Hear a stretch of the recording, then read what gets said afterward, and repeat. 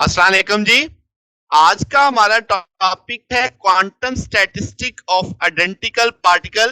इसे आप इनडिस्टिंग्विशबिलिटी and quantum statistics के तौर पे भी कुछ किताबों में देखेंगे। तो देखते हैं कि भाई आपके पास क्वांटम स्टैटिस्टिक आइडेंटिकल पार्टिकल को कैसे डील करेगी, कैसे हम उसके पार्टीशन फंक्शन तक जाएंगे, उसमें क्या होगा। तो देखते हैं जनाब, quantum statistic of identical particle. अब हम जानते हैं दो पार्टिकल की दो कैटेगरीज होती हैं। क्लासिकल पार्टिकल में हम आइडेंटिकल अगर होंगे बट वो डिस्टिंग्विशेबल होंगे, जबकि क्वांटम पार्टिकल जो आइडेंटिकल होंगे वो इनडिस्टिंग्विशेबल होंगे। बात समझ आ गई? तो एक वाजिया फर्क है। क्लासिकल में यानी पार्टिकल आइडेंटिकल है मगर फिर भी आप उन्हें डिस्टिंग्विश कर सकते हैं, जबकि क्वांटम में ऐसा नहीं है। अब जब मैं लफ्ज बोलता हूं आइडेंटिकल पार्टिकल, तो हम जैसे मिसाल के तौर पे इलेक्ट्रॉन ले लेते हैं, तो उसकी जो खूबियां है यानी उसकी जो इनहेरेंट प्रॉपर्टी है, मैस, चार्ज, स्पिन, आप उस बुनियाद पे तो डिस्टिंग्विश नहीं कर सकते क्योंकि वो तो सबकी सेम होगी। मगर आपके पास वो बकिया मामलात में बिल्कुल भी आइडेंटिकल नहीं होगा। बात समझ आ गई? तो अब यानी कि आप तमाम इलेक्ट्रॉन्स को ले लो, उन सब का mass same, charge same, spin same, तो हम कहेंगे ये उसकी इनहेरेंट प्रॉपर्टीज है। मगर बकिया मामलात में वो एक जैसा बर्ताव नहीं करेंगे। अब जब हम क्लासिकल मैकेनिक्स देखते हैं तो होता क्या है कि आपके पास ये जो आइडेंटिकल पार्टिकल्स होते हैं ये इंटरेक्शन के बाद भी अपनी आइडेंटिटी खोते नहीं है। आपके पास आप इनको ट्रैक कर सकते हैं, इनके रास्ते से शार्पली डिफाइंड ट्रिजेक्टरी जैसे होगी। तो हम कहेंगे कि आप जैसे यहाँ पे पार्टिकल वन पार्टिकल टू है, ये इंटरेक्ट करने के बाद भी आप आप देख सकते हैं, इनका पाथ फॉलो कर सकते हैं कि एक डिफाइनेबल ट्रिजेक्टरी आपको नजर आ रही है। ठीक है, तो एक्सपेरिमेंट के दौरान अगर आप पार्टिकल की चेंज भी कर देते हैं, टू इधर ले आते हैं, वन इधर ले आते हैं, उसके बावजूद भी आप उनको फॉलो कर सकते हैं, उससे कोई फर्क नहीं पड़ेगा। ठीक है, ये एक वाजिया डेफिनेशन है कि भाई पार्टिकल अपनी आइडेंटिटी लूज नहीं करते क्लासिकल मैकेनिक्स में। अब इस चीज को जरा एक मैं प्रूफ करता हूं एक एग्जांपल की मदद से। मिसाल के तौर पे हम एक गैस मॉलिक्यूल्स लेते हैं जो एनटीपी पे है। आपके पास मॉलिक्यूलर डेंसिटी 10^25 है मोल पर मीटर क्यूब, यानी एक यूनिट वॉल्यूम के अंदर आपके पास 10^25 मोल है। फिर जो वॉल्यूम अवेलेबल है फॉर ईच पार्टिकल। अब देखो डेंसिटी यूनिट वॉल्यूम में इतने मॉलिक्यूल हैं, तो एक मॉलिक्यूल के लिए कितना होगा? तो 1/10^25 हो जाएगा, तो 10^-25 आ जाएगा फॉर एक पार्टिकल के लिए। ठीक होगी बात? तो मॉलिक्यूलर रेडियस हम जानते हैं 10^-10 होगा। तो वॉल्यूम आप निकालना चाहो तो 4/3 पाई आर क्यू, आर यहाँ पे 10 आर की रेडियस 10^-10 है, क्यू लोगे तो -30 हो जाएगा। मैंने सिर्फ ऑर्डर लिखा है, मैंने वैल्यू नहीं निकाली इसकी। तो अब अगर आप देखो ये 10^-30, यहाँ पे ईच मॉलिक्यूल के लिए जो वॉल्यूम है वो -25।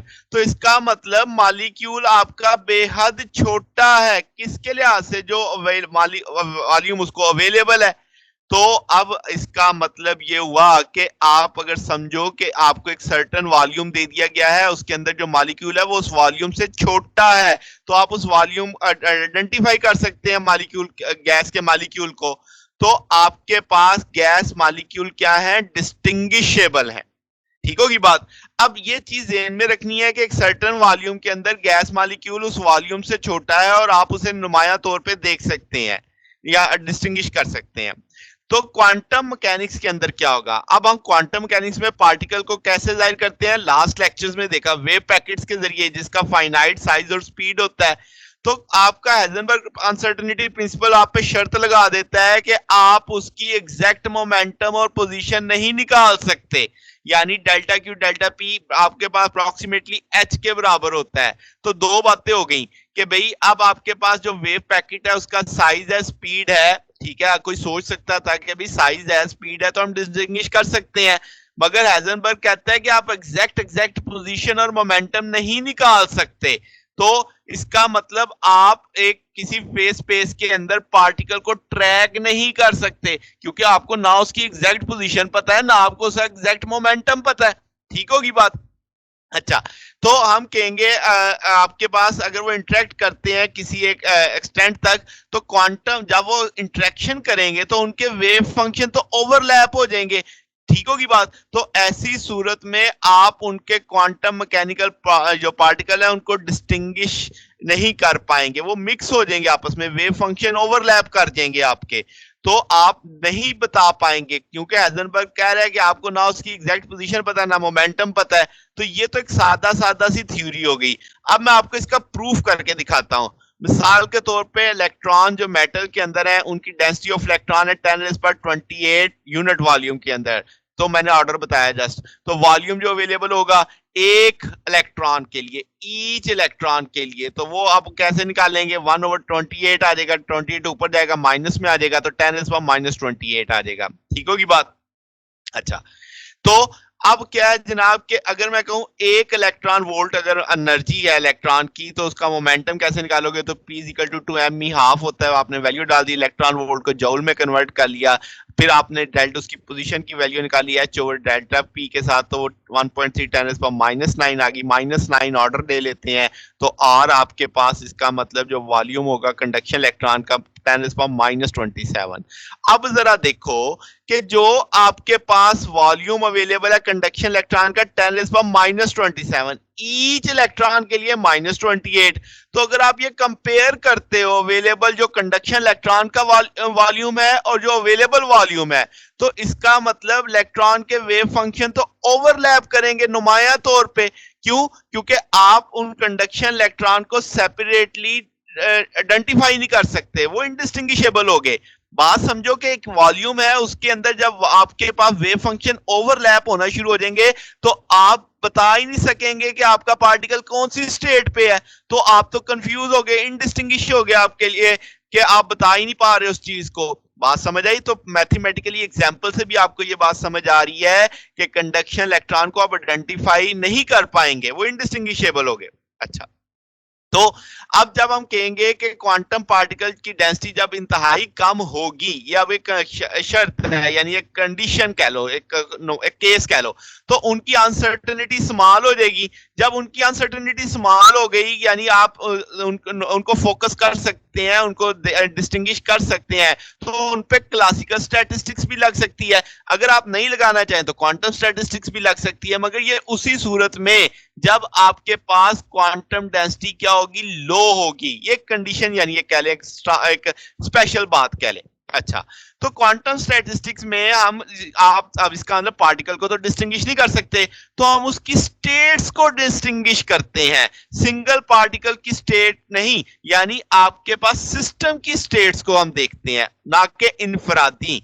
तो अब इसका मतलब ये हुआ कि टोटल एनर्जी अगर En है, तो आप तमाम जो सिंगल पार्टिकल्स की एनर्जी का समेशन ले लोगे। समेशन इसलिए ले रहे हैं क्योंकि आपकी डिस्क्रीट वैल्यूज होती हैं कि आपके पास, यानी डिस्क्रीट सेट ऑफ एनर्जी का आएगा।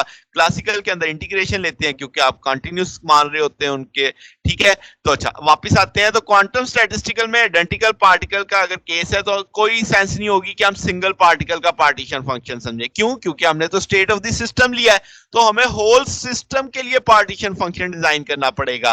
तो वो होल सिस्टम के लिए जब आप बनाओगे तो z बराबर आ जाएगा, समेशन के नीचे n लगा दिया, तो आपको समा कर दिया e⁻⁻β En। बीटा अब आप समझ सकते हैं 1/kT के बराबर होता है, k Boltzmann constant, T for temperature होता है। अच्छा, अब देखो समेशन के साथ मैंने प्राइम लगाया है। ये प्राइम क्यों लगाया है? क्योंकि आपने वो डिस्ट्रीब्यूशन काउंट नहीं करनी अलग अलग, जब वो इंटरचेंज कर रहे थे पार्टिकल, यानी जब दो डिफरेंट क्वांटम स्टेट्स में, यानी आपके पार्टिकल इंटरचेंज हो रहे थे, तो उनकी जो इनडिस्टिंग्विशबिलिटी थी वो आपको एक नई डिस्ट्रीब्यूशन की जानिब नहीं लेके जाएगी। यानी कि आपके पास अब ये एक पार्टीशन फंक्शन डिफाइन हो गया, जो आप होल सिस्टम पे लगाओगे वहां पे उसके कैरेक्टरिस्टिक्स को समझने के लिए। तो ये हमारा आज का टॉपिक था। अगर आपको इसमें कोई बात पूछनी हो, डाउट हो, तो नीचे कमेंट्स में पूछ सकते हैं। वीडियो अच्छी लगी हो तो वीडियो को लाइक कीजिएगा, दोस्तों के साथ शेयर कीजिएगा, चैनल को सब्सक्राइब कर दीजिएगा। अब तक के लिए इतना ही, पक्की इंशाल्लाह फिर नेक्स्ट देखेंगे। ओके, अल्लाह हाफिज।